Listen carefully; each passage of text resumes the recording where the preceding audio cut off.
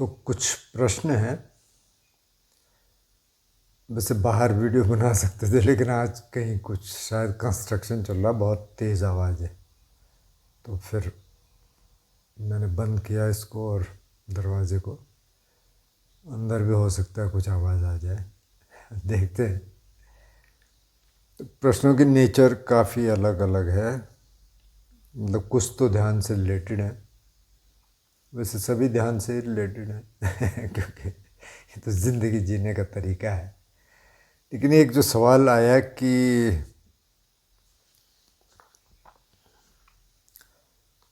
मतलब सोसाइटी में नेता करप्ट हैं, जो लोग ऊंचे पदों पे हैं वो करप्ट हैं,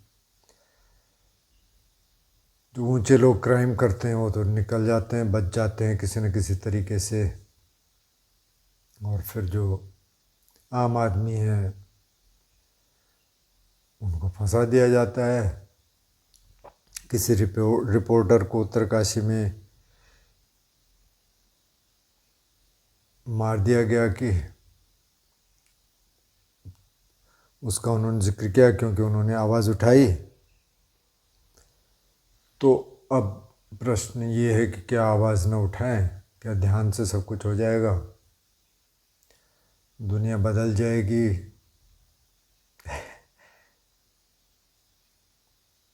ये सवाल बहुत जेन्युइन है और ये सवाल पूछा जाता है थ्रू आउट। बुद्ध के ज़माने में भी ये सवाल पूछा जाता था। 2500 साल पहले का संसार कैसा रहा होगा? बहुत कम लोग थे। तो आप जनसंख्या के हिसाब से देखें तो कितने रहे होंगे पूरे भारत में? ज़्यादा 10-20 लाख लोग रहे होंगे, इससे ज़्यादा तो रहे नहीं। सारा जंगल ही जंगल था, बहुत सारा। जिस मध्यमा प्रदेश की बात बुद्ध करते हैं, जो 16 जनपद, मतलब ये बनारस से लेके मेनली और लुम्बिनी तक, हालांकि वो और जगह भी गए, मुख्य रूप से वो यहीं घूमते रहे। तो बहुत सारे जंगल थे बीच में। सारनाथ, जहाँ अभी मतलब काफ़ी सारा बुद्धिस्ट स्कूल्स वहाँ हैं सारे, मतलब वहाँ अपना कुछ ना कुछ बनाना चाहते हैं। जापान के, कोरिया के, थाईलैंड के, श्रीलंका के, बहुत सारी मोनेस्ट्रीज हैं, तिब्बतन है, यूनिवर्सिटी भी है शायद। लेकिन वो तो मृगदाय था जहाँ के बुद्ध ने पहला प्रवचन दिया, सारा जंगल था। अभी भी उन्होंने थोड़ा सा प्रिजर्व करके रखा है, तो वो अच्छा किया। तब भी ये सब था। तो अब प्रश्न ये है कि क्या हम आवाज़ न उठाएं, सिर्फ ध्यान करने से हो जाएगा?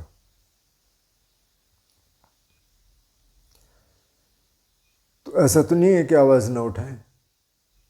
मुझे लगता है कि वो तो फिर ये हो जाएगा कि आप ठीक है, अब हम यहाँ हैं। या इससे पहले मैं पर हर्मिटेज में था, पवेक हर्मिटेज में। यहाँ भी क्राइम रेट बहुत कम है, क्योंकि ये भी गढ़वाल का ही इलाका है, हालांकि कल्चर थोड़ी अलग है। वहाँ भी क्राइम रेट बहुत कम है, पुलिस यहाँ भी नहीं है, वहाँ भी नहीं है। लेकिन यहाँ कुछ हो जाए तो फिर यह है कि पुलिस न होने के कारण उसमें भी थोड़ी दिक्कत होती है। हालांकि ये पता नहीं किसी पुलिस क्षेत्र में तो होगा, लेकिन यहाँ पुलिस रहती नहीं है। कभी अगर ज़रूरत पड़ेगी तो शायद आएंगे, लेकिन हमारे यहाँ तो पुलिस भी नहीं रहती। वहाँ पटवारी होता है, वही सब कुछ देखता है, रेवेन्यू भी वही देखता है, बाकी को कुछ होता ही नहीं है। हल्का फुल्का कुछ हो जाए तो तब अलग बात है। तब ये बात भी सही है, करप्शन तो है, अब ये तो सब लोग मानते हैं। मतलब ये एक तो पैसे वाला करप्शन है, वो तो चलो लेकिन ये मानने वाला, इनोसेंट लोगों को फंसाने वाला, तो क्या आवाज़ न उठाए?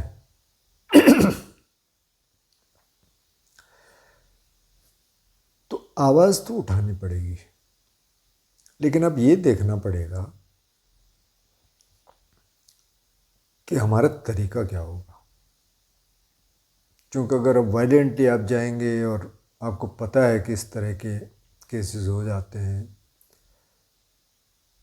पुलिस से सीधा आप कन्फ्रंट कर दो, या आपको पता है कि अच्छा आपके पीछे किसी को छोड़ा जा सकता है और वो आपका नुकसान कर सकते हैं, यहाँ तक कि मार भी सकते हैं। अच्छा, बाय द वे ये सिर्फ यहाँ नहीं होता है, ये पूरी दुनिया में कुछ कुछ जगह बहुत ज़्यादा है, कुछ कुछ जगह कम है। यूरोप में कम है लेकिन वहाँ भी होता है। हॉलैंड में किसी को मार दिया गया था, एक को। मैं वो थोड़ा सा देख रहा था उस समय न्यूज़, उन्होंने एम्स्टर्डम में मार दिया। बहुत बिजी टाउन है, सिटी है, मतलब हॉलैंड की सबसे बड़ी सिटी है एम्स्टर्डम। शायद पकड़ लिए गए बाद में, लेकिन वो तो अलग चीज़ है, जो मर गया वो तो गया। तो क्राइम तो होते हैं, वहाँ भी होते हैं, यहाँ भी होते हैं। वहाँ रेट बहुत कम है, यहाँ ज़्यादा है। कल मेरी एक दोस्त से बात हो रही थी, तो वो तो कह रहा था कि एक इस तरह का केस होता है, उन्होंने कुछ नाम बताया, मैं भूल गया, कि जिसमें डॉक्टर डिसाइड करता है कि भाई क्या हुआ। जैसे किसी ने मार दिया, पोस्टमार्टम रिपोर्ट हुई, वो किसी का केस बता रहे थे कि किसी ने अपनी बीवी की गला घोट के हत्या कर दी, मार दिया। और वो केस गया उसके पास, डॉक्टर के पास, और वो उन डॉक्टर को जानते थे। तो उन डॉक्टर ने खुद ही बताया कि जो मजिस्ट्रेट था जिसके यहाँ वो केस गया, कि उस मजिस्ट्रेट ने पहले मेरे को बुलाया कि मैं उस डॉक्टर से मैं थोड़ा कमरे में बात करना चाहता हूँ। और कि उस मजिस्ट्रेट ने उससे कहा कि भाई वो सरदार जी थे, ये भी सरदार थे, बाल कटे हुए मोना सरदार। तो उन्होंने कहा भाई देख, मैं तो गुरबाणी के हिसाब से चलता हूँ, तो इसमें सच बोलना है। तो कि मैंने सोचा कि हाँ यार, जब इन्होंने मेरे को बुला दिया तो आए, तो कि उसी समय की उसको फ़ोन कॉल आ रहे थे पुलिस से, कोई ऐसे जो फ़ोन कर रहे थे कि देखो जी इतने हैं, इतने लाख का है, इतने लाख आपको मिलेंगे, इतने ही होंगे। उन्होंने कि मैंने कि उस नंबर को ब्लॉक कर दिया, और फिर उन्होंने सच बताया।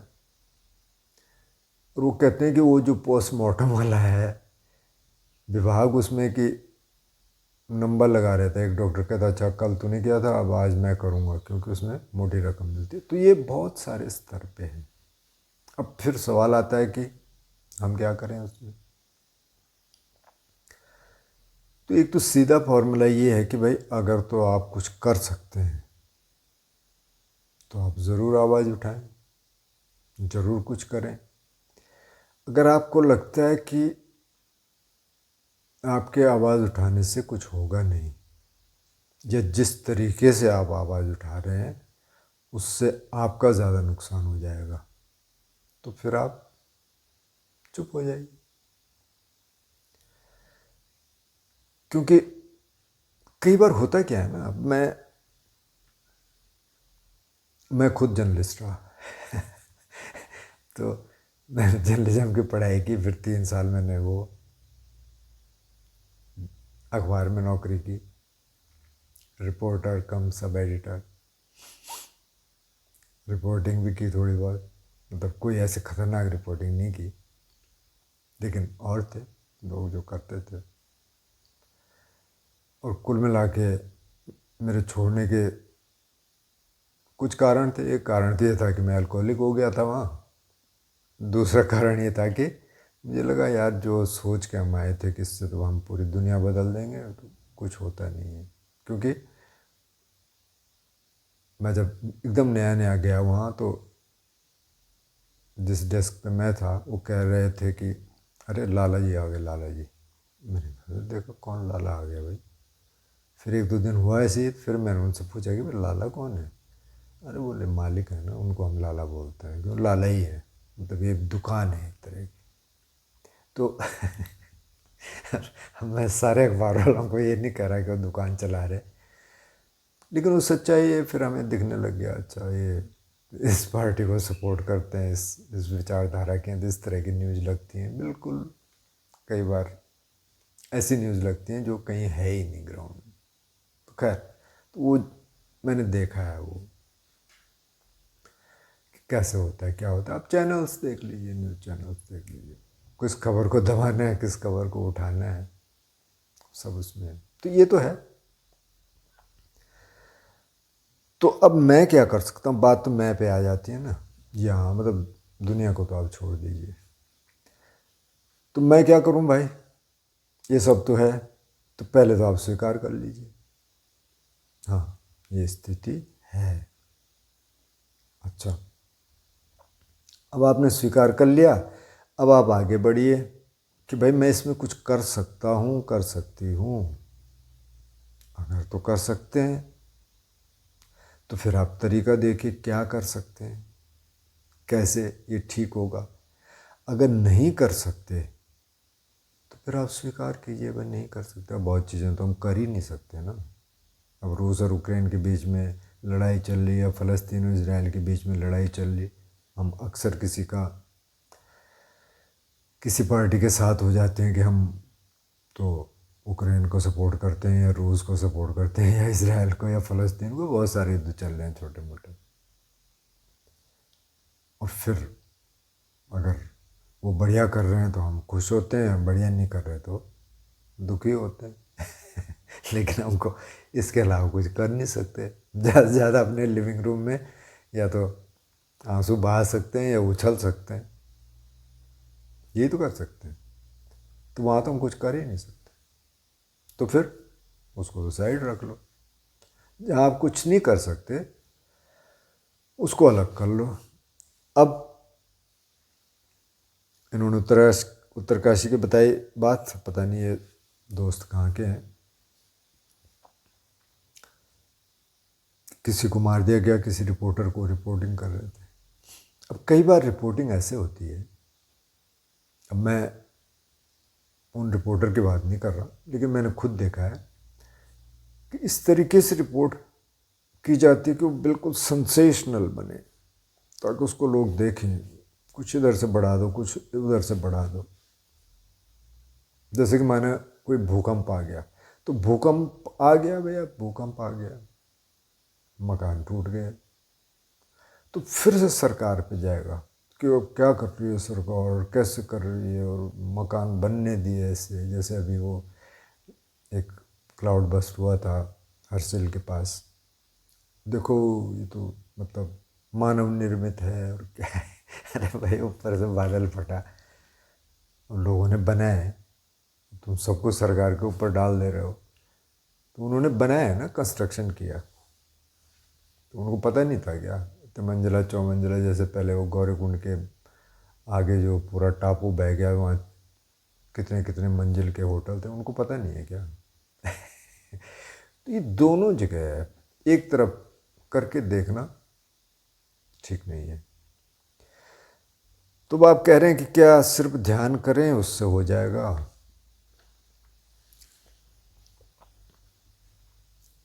तो मैंने कहा कि ये सवाल तो पूछा जाता है, इसका जवाब देना भी बड़ा मुश्किल है, क्योंकि फिर जो भी मैं जवाब दूंगा उस पर फिर नए सवाल खड़े होंगे। तो, तो ये बड़ा मुश्किल काम है। लेकिन पहले तो भाई साहब या बहन जी जो भी हों, पहले तो ये स्वीकारोक्त कि ऐसा है, समाज ऐसा है, मैं ऐसी जगह हूँ।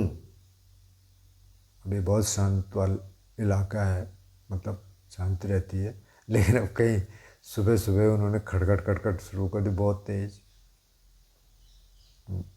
मैं बाहर वीडियो नहीं बना पाया, अब क्या करें, उनको कोसें। तो मैं क्या कर सकता हूँ, मैं कर सकता हूँ, देखता हूँ यार, कमरे में बैठ जाते हैं, बात ही तो करनी है, यहाँ से बात कर लेंगे। तो अब ये मैं सोचूंगा कि अब इस परिस्थिति में मुझे क्या करना है। अभी तो बहुत छोटी चीज़ है, अब आप कह रहे हैं कि ये भी करप्शंस भी है, ऐसा भी है, वैसा भी है, सब कुछ है। हमने पहले तो स्वीकार कर लिया, अब ये देखना है कि मेरी पहली रिस्पॉन्सिबिलिटी क्या है। अब यहाँ से बात शुरू होती है। मैं किसके प्रति जिम्मेदार हूं सबसे ज़्यादा। तो आपने रिस्पॉन्सिबिलिटी तय कर ली, तो देखिए कौन सी रिस्पॉन्सिबिलिटी आप तय करते हैं। जैसे मैं एक एग्जांपल देता हूँ आपको। मैं एनजीओज में काम किया, अखबार से निकलने के बाद मैंने एनजीओज में काम किया काफ़ी टाइम। तो एनजीओ के जो हमारे कोऑर्डिनेटर साहब थे, बहुत जेन्युइन आदमी, जो पूरे समाज को बदलना चाहते थे। हम भी चाहते थे, इसीलिए हम गए उधर। हमने सोचा ये तरीका शायद होगा, हालांकि डाउट तो आने लग गए थे अखबार में जाने के बाद, उस दुनिया को देखने के बाद कि यार जो रोमांटिसिज्म लेके हम गए थे ऐसा तो कुछ है नहीं इधर, तो नौकरी है एक तरह की। बल्कि एक जर्नलिस्ट कहते थे कि यार 100-200 प्रकार की नौकरियाँ हैं, मतलब जॉब्स हैं, उसमें से एक ये भी है, कर लो, ठीक है डैडी। मैंने ठीक है भाई। बुरा भी लगता था उस समय, लेकिन बाद में पता चला बात तो सही है। तो फिर इधर आए एनजीओ में कि शायद इधर कुछ हो। तो कोऑर्डिनेटर साहब एकदम जेन्युइन आदमी, जो चेंज करना चाह रहे हैं, लेकिन बैठे हैं, अब सारे लोग बैठे हैं, 11 बज गए रात के, 12 बज गए, 1 बज गए, काली चाय बन रही है क्योंकि दूध है नहीं, पी रहे हैं, सिगरेट पे सिगरेट पिए जा रहे हैं। कुछ शायद कुछ और भी पीते थे उस सिगरेट के अंदर कि उससे दिमाग खुल जाता है, ठीक है। सुबह फिर बहुत देर से उठ रहे हैं, सुबह फिर ब्रेन स्टॉर्मिंग हो रही है, ये करना है वो करना है। अब इस लाइफस्टाइल के चक्कर में वो भाई अपनी सेहत एकदम ख़त्म कर बैठे। फिर अल्सर हो गया, फिर अल्सर का ऑपरेशन हुआ, फिर ख़त्म। एनजीओ में तो कुछ होना नहीं था, मतलब वो इस तरह का एनजीओ था, वहाँ तो कुछ हुआ नहीं। मतलब एनजीओज भी अच्छा काम करते हैं, मैंने भी देखा है कुछ बहुत अच्छा काम कर रहे हैं। तो मतलब बहुत टाइम से तो नहीं देखा, लेकिन जिस समय में था मैं काफ़ी घूमा हूँ। अन्ना हजारे के यहाँ भी गया, रालेगांव सिद्धि, वहाँ उन्होंने अच्छा काम किया। बाकी वो थोड़ा सा उन्होंने आंदोलन किया तो उससे उनकी थोड़ी इमेज ख़राब हो गई, लेकिन उन्होंने काम बढ़िया किया वहाँ। और भी लोग। तो हमने कहा यार, उस समय हमें भी लगता था अरे यार देखो कितना कमिटेड है, और बाहर कुछ हुआ नहीं। तो अगर आप ये रिस्पॉन्सिबिलिटी पहले तय कर लें कि भाई मैं किसके प्रति रिस्पॉन्सिबल हूँ, मेरी जिम्मेदारी क्या है, तो जिम्मेदारी पहली तो ये है, ये शरीर मन है। इस शरीर मन के 5 हिस्से हैं, एक तो शरीर है, मन के 4 हिस्से हैं, वेदना संज्ञा संखार विज्ञान। मतलब वेदना का मतलब जो सेंसेशन होती है शरीर में, संज्ञा मतलब जो उसको परसीव करती है, जो जो भी दृश्य है, श्रव्य है, जो भी इंद्रिय जगत है, जो भी हमने देखा सुना खाया, उसको वो परसीव करता है, जज करता है, इवेल्युएट करता है, फिर आगे भेजता है संस्कार के पास, जो एक संस्कार फॉर्म होता है। जैसे ये भी एक संस्कार है, जो आप कह रहे हैं कि भाई ऐसा ऐसा है, तो ये एक मेंटल फॉर्मेशन है, एक संस्कार बना। और कॉन्शियसनेस, सब में कॉन्शियसनेस ही जान रहा है, बेसिकली कॉन्शियसनेस के ही हिस्से। हालांकि प्रोसेस इकट्ठे है, अलग अलग, खट खट खट ऐसा नहीं है, संस्कार ज़रूर अलग है, उसको बनने से हम रोक सकते हैं अगर हम अवेयर हैं तो पहली जो रिस्पॉन्सिबिलिटी है वो इस शरीर और मन को लेके है। ये हमें दिया गया है कि भाई तेरे पास ये है, पहले इसको ठीक कर ले। जब आपने इसके साथ काम करना शुरू कर दिया, तब बाहर क्या कर सकते हैं, तो पहले आपको ठीक होना पड़ेगा। अब जैसे मैंने एनजीओ के कोऑर्डिनेटर साहब का आपको जिक्र किया, तो वो इसलिए किया, आप तो मतलब सिगरेट पी रहे हैं, चाय पे चाय पिए जा रहे हैं, सुल्फा पी रहे हैं, पता नहीं क्या क्या पी रहे हैं, ताकि, और आप दुनिया को बदलना चाहते हैं। कैसी दुनिया बनाएंगे आप? आपके अंदर तो खुशी है ही नहीं, आपने तो शांति का अनुभव ही नहीं किया। तो आप कह रहे हैं कि लोगों के लिए टॉयलेट बना के और लोगों की आय बढ़ा के और लोगों को कुछ दे के उससे कुछ हो जाएगा।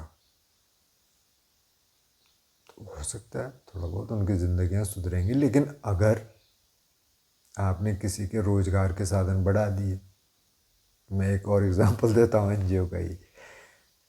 तो उन्होंने क्या है, एक फॉडर मैनेजमेंट का किया, मतलब कि हम अच्छा घास और चारा किसानों को देंगे, वो उगाएंगे और उनके गाय भैंस ज़्यादा पाल सकते हैं। ये चक्रोता वाले इलाके की बात है, चक्रोता यहाँ से भी नज़दीकी है। उन्होंने किया और फिर एक मीटिंग थी, उसमें जो आदर्श किसान थे जिन्होंने बहुत बढ़िया किया वो चारा मैनेजमेंट, क्योंकि वहाँ पानी भी था। एक गाय से उनकी 2 गाय हो गई, 2 भैंसें हो गई, खूब दूध, सब कुछ बढ़िया फर्स्ट क्लास। मीटिंग हो रही थी कि वाह ये किसान है, अब इनको सम्मानित किया जाएगा। देखा किसान तो नहीं है, उनकी बीवी वहाँ बैठी थी चुपचाप। तो फिर एक लड़का, जैसे आपने सवाल किया अभी जैसा कोई रहा होगा, उठ गया कि सर एक सवाल पूछना था। बोले पूछे। बोले सर आप ये सोचते हैं कि अच्छा हुआ कि जो इस किसान ने इतना उगाया और इतनी अब इनकम हो रही होगी, मतलब आप ये कहना चाह रहे हैं कि इस परिवार का भला हो गया? तो डायरेक्टर थोड़ा गुस्से वाले भी थे, उनकी बीवी भी थी, कुछ और उनके काफ़ी सारे वर्कर्स, एक दूसरे की तरफ देखा, हंसे। फिर उसके बाद पे कोई ध्यान नहीं दिया, फिर आगे बोलने लगे। उसने कहा सर मैंने आपसे प्रश्न पूछा है। बोले यार तुम मतलब ऐसे बेवकूफ़ी के प्रश्न कैसे पूछ सकते हो, मतलब तुम क्या कहना चाहते हो? थोड़ा गुस्सा हो गए, 2-4 मिनट बोलते रहे, लेकिन ये लड़का तैयार था, मतलब ये गुस्सा नहीं हुआ। तो वो जरा शांत हुए, तो मतलब चुप हुए, तो उसने कहा नहीं मेरा सवाल का आपने तो जवाब दिया नहीं, आप क्या करें, कि तू क्या कहना चाह रहा है। इतने में, ये शाम की बात है, इतने में दूर से कहीं से आवाज़ आई, क्योंकि जहाँ पंचायत भवन में जहाँ मीटिंग हो रही थी वहीं से रास्ता भी था, जाहिर सी बात है गाँव में। उधर से आवाज़ आ रही जोर जोर से, किसी के चिल्लाने की, गाली देने की। तो उसने कहा आप सुन रहे हैं कुछ, कि क्या है, कोई शराबी होगा क्या, आप 1 मिनट बाहर आएंगे? तो उसको थोड़ा गुस्सा भी आया कि नहीं प्लीज़। तो आए। तो ये आदमी कौन था? ये आदमी वही था जिस परिवार ने बहुत सारा चारा उगाया, मतलब महिला ने उगाया ना, उसने कुछ नहीं किया। और ये क्या करता है, सारा दूध बेचता है कहाँ, बाज़ार में, और रोज़ शराब पीता है। तो पहले ये थोड़ी पीता था क्योंकि पैसे ही नहीं थे, अभी बोतल पे बोतल पिए जा रहा है। और महिला का हाल ख़राब है, क्योंकि अब भैंस भी है, गाय भी है, उनकी देखभाल तो ये कर रही है। और ये तो वहाँ पहले उधार करके आ जाता है, जैसे पैसा मिलता है वो उनको देगा।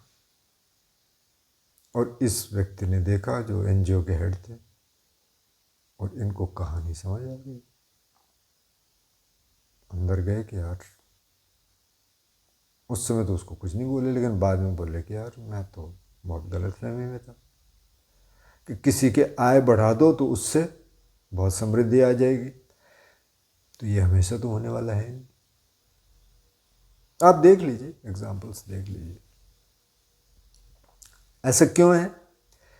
क्योंकि अगर ये जो एनजीओ के हेड है, या जिस परिवार को दिया, अगर इनका फोकस अपने पे होता, तो पहले तो अपने को ठीक करते कि भाई हम ठीक हैं, उसके बाद फिर कहानी आगे बढ़ती है। अब आप दुनिया को सुधारने के चक्कर में हैं और आप खुद दुखी हैं, तो आप दुखी बांटेंगे, बाहर जाएंगे, हम तो इनकलाब जिंदाबाद, ठीक है कर लीजिए, तो उससे क्या होगा, उससे तो और आग भड़केगी। तो अगर आप शांत हैं, अगर आपने ये सीख लिया कि ऐसी परिस्थितियों में मेरे को कैसे रहना है, क्योंकि जब आपने रिस्पॉन्सिबिलिटी तय कर दी, जिम्मेदारी आपने तय कर दी कि भाई पहली जिम्मेदारी इसकी है, इस शरीर मन की है, माना आपके पास बहुत सारी प्रॉपर्टी है और वहाँ बहुत दिक्कतें होने लग गई, आपकी जो भाई बहन है वही आपको परेशान करने लगे, किसी ने एक कमेंट भी किया था, ठीक है, और आपको वहाँ से जाना पड़े, चले जाओ, छोड़ो उसको। अगर आपको लगता है कि वहाँ से छोड़ने के बाद आप ऐसी जगह जाएं जहाँ आप शांति से रह सकें, जाओ जाओ, ये तो छोड़ना ही है एक दिन भाई। इसको आप साथ लेके जा नहीं सकते कहीं भी नहीं। तो अगर आपकी मानसिक शांति बरकरार रहती दूसरी जगह जाके, छोड़ो, जाओ, कोई दिक्कत नहीं। तो यहाँ आपने रिस्पॉन्सिबिलिटी पहले तय कर ली अपनी, कि पहली रिस्पॉन्सिबिलिटी मेरी ये शरीर मन है, उसके बाद बाहर है, उसके बाद मैं क्या कर सकता हूँ। अब अगर आप दुनिया को बदलने के लिए चल पड़े और आपने बीड़ा उठा दिया हम ये करेंगे, और आपकी स्थिति वो वैसी है जैसे अब एनजीओ के कोऑर्डिनेटर साहब थे, तो क्या हो, बाहर क्या बदलेगा भाई। आप तो दुखी हैं, आप नशे में हैं, आपका लाइफस्टाइल ऐसा है कि आप बीमार पड़ गए, बिल्कुल ऐसी बीमारी, पता नहीं अभी वो शायद ज़िंदा तो होंगे, तो आप बाहर क्या देंगे। तो इसलिए ये रास्ता ऐसा है कि पहले आप अपने को ठीक करते रहिए। ये नहीं है कि पहले आप बिल्कुल परफेक्ट बन जाए और अंत बन जाए और उसके बाद आप बाहर करें, ऐसा नहीं है। अब साथ में काम कर सकते हैं, लेकिन इस अंडरस्टैंडिंग के साथ कि बाहर तो ये है, तो पहले तो उससे भी बच के रहना है कि कहीं आपको ही कोई झूठे केस में न फंसा दे। अब फंसा है तो फिर उसके लिए तैयार रहें, क्योंकि अब दुनिया तो ऐसी है, तो क्या करेंगे, ठीक है, कुछ सपोर्ट सिस्टम होना चाहिए। लेकिन अब बुद्ध कहते हैं कि भाई अगर आप अच्छा काम कर रहे हैं, अच्छा काम से क्या मतलब है, आप शील का पालन कर रहे हैं, ध्यान का अभ्यास कर रहे हैं, प्रज्ञा आपकी जग रही है, तो आप ये अपेक्षा कर सकते हैं कि मेरा जीवन ठीक रहेगा यहाँ। और अगर कोई और दुनियावी पुनर्जन्म को मानते हैं, नहीं भी मानते, वो कहते हैं कि हो सकता हो, या क्या पता। जो नहीं मानने वाले हैं उनको इस भाषा में बात करते हैं कि हो सकता है दूसरी दुनिया भी हो, तो वहाँ भी मिलेगी, वहाँ भी अच्छा होगा। तो ये समझदारी है, तो फिर चीज़ें आसान होनी शुरू हो जाती हैं। फिर ये नहीं है कि आप, मैं बार बार कह रहा हूँ कि जो आप कर सकते हैं वो आप करिए, लेकिन इस तरीके से करिए कि उसमें कन्फ्रंटेशन ना हो। अब ये तो है ना, आप करप्शन का क्या करोगे आप, मुझे बताइए आप। मतलब आप जैसे, अगर विवेकानंद ने तो कहा ना कि मेरे को 100 लोग नहीं मिले पूरी ज़िंदगी में जो कि पूरा चेंज कर सकते थे, 100 लोग नहीं मिले, पर चलो माना कि आप बहुत अच्छे हैं और आप कुछ करना चाहते हैं, 100 से तो इस समय कुछ होगा नहीं। पर माना आपको 10,000 लोग भी मिल गए, बिल्कुल कमिटेड, जो आंदोलन करने को तैयार हैं, पूरा समाज में बदलाव लाने को तैयार हैं, आपको लगता है कि कर लेंगे। सिर्फ उत्तराखंड की बात कर रहा हूँ, बाकी बाहर नहीं। क्योंकि हम उत्तराखंड में, आपने एग्जाम्पल भी उत्तरकाशी का दिया, बताइए कर लेंगे। 10,000 का मतलब कितने डिस्ट्रिक्ट हैं यहाँ, 10-11 हैं शायद, जितने भी हैं, हज़ार लोग एक डिस्ट्रिक्ट में, बिल्कुल कमिटेड, कर देंगे चेंज। कुछ नहीं होने वाला। और यहाँ तो उत्तराखंड में तो क्राइम रेट बहुत कम है यहाँ तो, क्योंकि मतलब पहाड़ में तो बहुत कम है, लोग ही बहुत कम है, तो क्या क्राइम रेट होगा। देहरादून जैसे सिटी में है और जगह है, तो वो रास्ता यहीं से जाएगा, क्योंकि इंडिविजुअल व्यक्ति अगर सुधरेगा तो फिर धीरे धीरे चेंज ही जाएंगे। लेकिन ये बहुत स्लो प्रोसेस है, ऐसा नहीं है कि हम ध्यान कर रहे हैं तो बिल्कुल सब बदल जाएगा। लेकिन अगर आप ध्यान कर रहे हैं और आपके साथ 10, 20, 50, 100, 1000, 2000 लोग जुड़ें और वो उस तरह की तरंगें भेजें, तो जो मॉर्फेजेनिक फील्ड की बात करते हैं रूपर्ट शेल्ड्रिक, और अभी और साइंटिस्ट भी मानने लग गए, पहले उनकी बात कोई नहीं मानते थे, ये बायोलॉजिस्ट हैं, अभी भी ज़िंदा है, इंग्लैंड के हैं, इन्होंने एक किताब लिखी थी, किताब का नाम मुझे नहीं पता, लेकिन उसमें मॉर्फोजेनिक फील्ड की बात की थी कि एक माइंड फील्ड कह सकते हैं, एक माइंड फील्ड बनता है। अब जो आप इन नेगेटिविटी की बात कर रहे हैं कि करप्शन है, क्राइम है, उस तरह का माइंड फील्ड बनेगा। आप भी उसमें कंट्रीब्यूट करेंगे कि आप भी सोचेंगे, आप भी स्लोगन डालेंगे, तो वो वही कंट्रीब्यूट कर रहे हैं, आप उससे बाहर नहीं निकल पाए। अगर आप ये पॉजिटिव वाइब्रेशंस देना शुरू कर देंगे और ऐसे लोग जुड़ेंगे तो उस तरह का माइंड फील्ड बनता है। लेकिन ये बहुत स्लो प्रोसेस है और इसका असर होता है, इसका असर होगा जैसे जैसे लोग बढ़ेंगे। अब अभी तो ध्यान में आने वाले कितने लोग हैं, आप बताइए। आप अपने आसपास देख लीजिए। अब आप करते हैं कि नहीं करते मुझे नहीं मालूम, लेकिन कम से कम आपने इस पे सवाल किया, इस चैनल को देख रहे हैं या इस तरह के चैनल्स को देख रहे होंगे, तो इंटरेस्ट है निश्चित रूप से। करते हैं, नहीं करते हैं तो करेंगे कभी, जब आपको लगेगा कि इससे फ़ायदा हो रहा है।